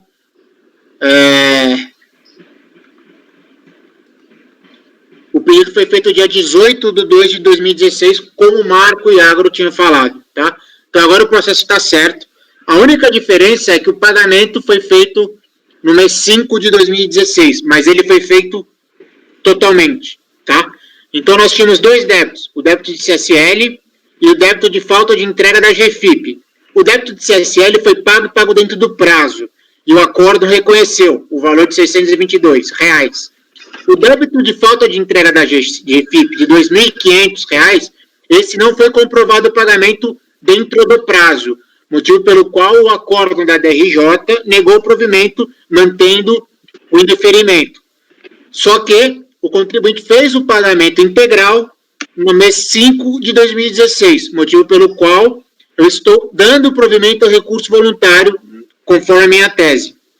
Deu para entender agora, presidente? Eu para entender perfeitamente que agora está correto, porque eu também estou com o acordo aberto aqui, inclusive da DRJ, e as datas eram todas diferentes, agora estão coerentes com o que você está dizendo. Então, dois débitos, um foi pago no prazo, outro foi pago após o prazo, mas no seu entendimento vale do mesmo jeito, dá provimento. Marcos. Pagano, só tomar cuidado que a emenda tá com 2017 ainda, tá? Muda tudo isso aí, por favor, porque depois eu vou assinar esse voto junto. Hein? Não, a emenda não tem valor, né, presidente? A emenda... Eu sei que tem, essa emenda não vale, por enquanto. Sim, só... Diverjo por alegar provimento porque não atendeu os requisitos, ele tinha que regularizar, critério de opção simples que esteja totalmente regularizado até 31 de janeiro, no caso ele só regularizou posteriormente, então a gente já decidiu isso várias vezes, diverjo, presidente. Conselheiro Evandro. Vou acompanhar a divergência. Júnior. Vou divergir. Conselheiro Iago. Uma divergência. Conselheira Paula. A divergência. Luciano. Com a divergência, presidente. Também vou com a divergência. Paula faz o voto vencedor, tá? A Júnior já tem um, mas vou dividir um pouco. Ok? Faço, eu já vou fazer um. Você vai fazer, Júnior? Que bom. Faço, eu já vou fazer do outro. É mesmo? Então tá, porque a Paula... Ela ia Não, mas se a Paula quiser, fica à vontade. Agora não vou deixar mais. pegar o meu... Não, mas é porque a Júnior já vai fazer do mesmo objeto, não é, Júnior? não foi. É que para dividir um pouco, mas tudo bem. Vamos lá. O próximo eu faço, Eu faço esses dois aí. Qual que eu... Uai, pode fazer, Vando. Você quer fazer? Por favor. Por favor, Júnior faz o voto vencedor, já escrevi aqui. Item 151 da pauta, Fundação Celesc. Evandro, a sua relatoria. Presidente, ainda faltam os meus outros para terminar. Depois voltaremos lá pagando. Tudo bem. É que eu estava na sequência aqui e nós voltamos para essa pendência sua. Então, eu tenho medo de depois confundir de novo. Pelo amor de Deus, não pode confundir, está escrito o nome aí pagando. Não tem problema não. Vamos continuar no 151. Fica frio aí.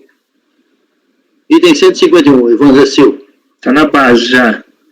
Tem 3 processos desse contribuinte, por isso que eu quero encerrar aqui. Isso é diferente, tá? Os outros dois são iguais. Tá, ok. Então, o 151 é diferente, é isso? Então, eu vou ler o relatório disso, o relatório é curto, mas ele tem algumas características peculiares aqui. Aqui você não tem uma decisão de primeira instância, um acordo. Então, vamos lá. Trata-se de recurso voluntário interposto contra despacho do Serviço de Controle de Julgamento, SECOJ, da Delegacia da Receita Federal de Julgamento em Florianópolis. né? O contribuinte solicitou a compensação de imposto sobre a renda retido, né, no período de 28 de fevereiro de 2015, com débito de RRF, período de apuração abril de 2015, conforme o PEDECOMP transmitido em 3 de maio de 2015. O despacho decisório, né, não homologou a compensação declarada no PEDECOMP, pois não foi identificado saldo disponível conforme reproduzido a seguir. Inconformado com o despacho decisório, o contribuinte interpôs manifestação de conformidade, no qual alega em síntese a tempestividade de sua manifestação e a possibilidade de apresentação de provas documentais necessárias à comprovação da existência do direito de compensação. O Serviço de Controle de Julgamento SECOS, da Delegacia da Receita Federal de Julgamento de Florianópolis, entendeu que a manifestação do contribuinte foi interposta fora do prazo estipulado no Decreto 70.23572. Encaminhou o processo à origem para as devidas verificações, conforme o despacho de folha 31, a seguir reproduzido, né? Inconformado com o referido despacho, a recorrente interpôs recurso voluntário, no qual requer que seja declarada a nulidade da decisão recorrida, que é o despacho, e seja determinado o retorno dos autos à Delegacia de Julgamento da Receita Federal em Florianópolis para julgamento do mérito da manifestação de inconformidade. O Serviço de Orientação e Análise Tributária da Delegacia da Receita Federal em Florianópolis, aqui já é a delegacia, tá? Antes era de julgamento, informou o contribuinte que o recurso voluntário não seria encaminhado ao CARF, pois a manifestação de conformidade interposta no processo não foi conhecida pela DRJ Florianópolis, fato esse que tornou definitivo na esfera administrativa o despacho decisório, conforme despacho transcrito a seguir, né? O contribuinte impetrou mandado de segurança, no qual requer que seja concedida liminarmente suspensão do ato ilegal, que obstou o caminhamento do recurso voluntário ao CARF, e seja confirmada a liminar julgando totalmente o proceder de mandado de segurança para assegurar o direito líquido e certo, né? A medida liminar foi deferida parcialmente, para determinar a suspensão da exigibilidade dos débitos objeto do processo administrativo tributário, né, e posteriormente, através de sentença, foi concedida segurança para determinar a remessa do recurso voluntário apresentado no processo administrativo, final de 2018-66, para o CARF, nos termos da fundamentação. Em cumprimento da decisão judicial, os autos foram encaminhados ao CARF. Então, em síntese, né, na DRJ, o despacho foi considerado intempestivo, né? Aí a manifestação do contribuinte. Aí isso voltou para dar ciência ao contribuinte, aí ele entra com recurso. No recurso, a própria delegacia diz, olha, eu não vou encaminhar o seu recurso porque a sua manifestação estava intempestiva, conforme o despacho da DRJ, né? A partir desse momento, o contribuinte entra com mandado de segurança, né, e esse mandado de segurança foi confirmado na sentença, encaminhando o processo ao CARF. Entendido alguma dúvida desse procedimento? Alguma dúvida? Continuamos, né? O voto. Conheço do recurso voluntário em virtude da sentença judicial expedida pela Seção Judiciária de Santa Catarina, 4ª Vara Federal de Florianópolis. Conforme relatório, foi concedida a segurança para determinar a remessa do recurso voluntário apresentado no processo administrativo fiscal final 2018-66 para o CARF através de sentença judicial transcrita a seguir. Transcreva a sentença aqui. Vou ler o dispositivo aqui. Antes exposto, conceda a segurança para determinar a remessa do recurso voluntário apresentado no processo administrativo fiscal 2018-66 para o CARF, nos termos da fundamentação. Antes de adentrar o julgamento da preliminar, esclarece que há 2 processos do contribuinte que tratam do mesmo assunto. O presente processo, final 2018, trata da cobrança do crédito tributário. E o processo, final 2018, 66, trata da compensação, né? Só o que acontece? Então, tinha o processo da compensação e o processo da cobrança. O processo da compensação, eles mandam para o arquivo. E o processo da cobrança vai para a dívida ativa da União. A partir do recurso voluntário, eles começam a pendurar, a colacionar todos os documentos no processo de cobrança. Tá? Então, vamos lá. Verifica que há documentos duplicados em ambos processos, há documentos que constam somente no processo de compensação e outros documentos que constam somente no processo de cobrança, por exemplo, o recurso voluntário. O processo de cobrança, final 2018, 2018 foi encaminhada ao CARF para julgamento do recurso voluntário, enquanto o processo de compensação final 2018-66 encontra-se com despacho para encaminhamento ao arquivo. Percebe-se que o recurso voluntário faz referência às folhas do processo de compensação 2018-66, por exemplo, em face da decisão de folhas 467. A decisão judicial também faz confusões quanto ao número de processos, ao citar o processo 2018-66. Observe que os dois últimos dígitos estão incorretos, pois trata-se do processo de cobrança final 2018-18. Diante desses fatos, recomenda-se o saneamento do processo de cobrança final 2018-18, no qual encontra-se o recurso voluntário. Por que eu não encaminhei isso para a unidade, fazer o saneamento do processo? Porque eu vou adiantar o voto aqui, eu estou propondo o encaminhamento da RJ, então lá ela cuida disso. Continuando, da preliminar, né? A recorrente alega a nulidade do despacho que julgou intempestiva... Evandro, quero mentir só. Você está propondo o quê? Está encaminhando para propor para a DRJ? Não, isso vai ser no meu voto, Cico. Aí eu só recomendo para eles sanearem o processo lá. Eu expliquei que eu não encaminhei isso direto para sanear, porque no meu voto eu vou mandar para a DRJ. Né? Porque senão eu teria que mandar para sanear, voltar para o CARF, depois mandar para a DRJ, então eu pulei essa parte.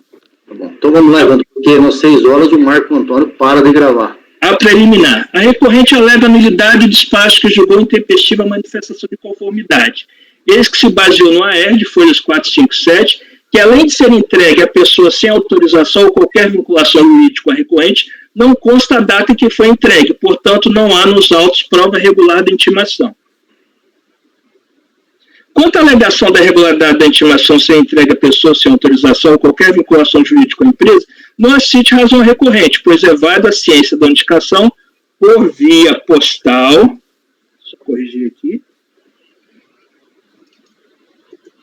realizado no domicílio fiscal eleito pelo contribuinte, ainda que esse não seja o representante legal do destinatário, de acordo com a súmula CARF, número 9. Quanto ao argumento de que não há como depreender que a correspondência tenha sido entregue no dia 12, entende-se que tem razão recorrente, pois os numerais que constam no campo data de entrega encontram-se ilegíveis conforme aviso de recebimento reproduzido a seguir. Está aí reproduzido a R e está aí os numerais da data. Observe que no campo, carimbo unidade de entrega consta a data de 12 de abril, coincidente com a data de entrega registrada no histórico de comunicações, reproduzido também a seguir. Embora a partir do registro do carimbo da unidade de entrega do histórico de comunicação haja indícios de que a intimação foi realizada no dia 12, a validade do ato depende da prova de recebimento no domicílio tributário eleito pelo sujeito passivo, nos termos do artigo 23, inciso 2. Estando ilegível a data posta no campo, data de entrega do AR, entende que a intimação considerar-se-á feita 15 dias após a data de expedição da intimação, conforme artigo 23, parágrafo 2º, inciso 2 do decreto 70.235. Do exposto, considerando que o despacho decisório foi emitido em 4 de abril de 2018, considera-se feita a intimação no dia 19 de abril de 2018. Portanto, é tempestiva a manifestação de conformidade interposta em 15 de maio de 2018. Acrescento que, considerando essa alegação da recorrente de ter recebido a intimação no dia 13 de abril de 2018, a manifestação de conformidade interposta em 15 de maio de 2018 também é tempestiva. Portanto, sendo tempestiva, a manifestação de conformidade deve os autos retornarem à Delegacia de Julgamento da Receita Federal em Florianópolis para julgamento do mérito daquela manifestação. Simples. Olha, tudo indica que a ciência foi dia 12 mesmo. Tem a data de carimbo do correio lá, né, da agência, e tem o histórico. Só que eu estou sendo bastante conservador aqui. Né? A gente não exige o AR, então eu acho que aqui a prova é o AR. E o contribuinte tem razão, está elegível. Se você se esforçar, você pode até entender que tem um 1 em cima do 2 ali, mas está elegível para mim, eu cheguei a essa conclusão. Então, por causa dessa dúvida, eu estou dando razão ao recorrente, estou considerando tempestiva a manifestação de conformidade. E a partir disso, eu estou julgando no sentido de devolver os autos para a DRJ julgar o mérito daquela manifestação. Eu acho que com isso a gente resolve os problemas desse processo. Bom, deu para entender. Eu já tinha conversado com o Evandro sobre esse assunto, dessa situação sui generis, né? Eu acho que o melhor caminho realmente é esse. Alguém quer se manifestar? Só quero lembrar que nós temos horário de encerrar, porque o Marco Antônio, ele tem que olha, 6 horas, né? Então, voltando à situação trazida pelo Evandro. Marco. Acompanho. Pagano. Acompanho. Júnior. Com o relator. Iago. Com relator. Paula. O relator. Luciano. Acompanho, relator. Também acompanho.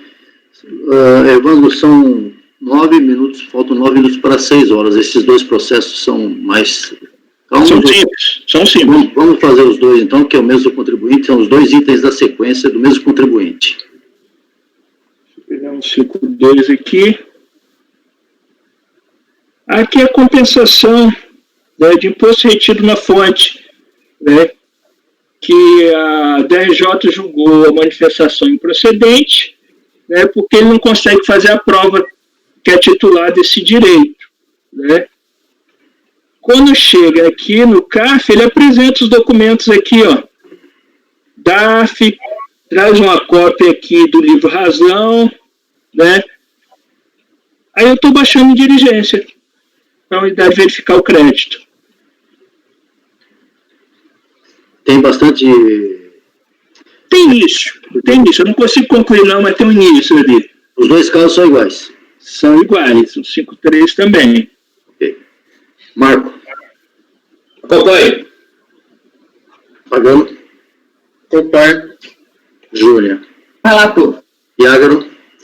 Com relator. Paula. Acompanho. Luciano. Com relator. Fala, Evandro. Desculpe, Sicone, eu tenho que fazer um breve relato. Embora a situação seja o mesmo, o caso é um... Eu disse que você estava encaminhando, por isso que eu peguei a votação. Não, esse aí tudo bem, o próximo, eu digo o 5.3, né? Eles disse que eram absolutamente iguais, companheiro. Não são, peço desculpas. Então, tá bom, então... Mas é breve também a descrição. Vamos o 152. Vamos ao... O 153 aqui foi um pagamento que ele fez aqui, que ele falou, ele entende que a retenção foi indevida, né? Aí o que a DRJ diz? Olha, a retenção foi indevida, mas você não estornou esse pagamento, não aprova que foi devolvido. É porque a DRJ entendeu que o pagamento tinha que ser devolvido. Aqui no recurso voluntário, ele dá a entender que esse pagamento foi a título de empréstimo, de mútuo, foi mútuo, né? E ele recompõe a conta de previdência do usuário. Embora eu achei bastante confusa essa explicação, mas então eu não consegui nem dar provimento, nem negar também. Então, conclusão, baixei em diligência lá para eles verificarem essa situação do contribuinte. Mas aí você coloca bem, né, na posição para entender, né? Coloquei o contrato de mútuo que ele apresentou. Ok. Marco. Acompanho. Pagano. Acompanho. Júnior. Acompanho. Iágaro. Acompanho. Paula. Acompanho. Luciano. Com relator. Também acompanho. Vamos encerrar. Marco Antônio, o seu horário de saídas é às 18 horas? Isso mesmo, presidente. Então nós vamos encerrar as sessões de hoje e voltamos amanhã às 9 horas. Obrigado pelo apoio aí, Brasil. Pois não, Evandro. Aqui, o primeiro lá é provimento mesmo. Não é parcial não, porque o contribuinte só pediu isso, tá? Tá bom. Marco, muito obrigado pelo seu apoio aí. Amanhã a gente volta às 9 horas. Uma boa tarde para você.